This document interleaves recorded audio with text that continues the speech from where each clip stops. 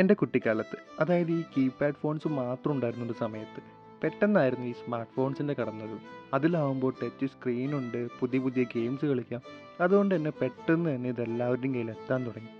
അങ്ങനെ പയ്യെ അത് എൻ്റെ ഫ്രണ്ട് സർക്കിളിൽ എത്തിക്കഴിഞ്ഞപ്പോൾ ഞാനും ഒരുപാട് ആഗ്രഹിച്ചിട്ടുണ്ട് എനിക്കും അതുപോലൊരു ഫോൺ ഉണ്ടായിരുന്നെങ്കിൽ.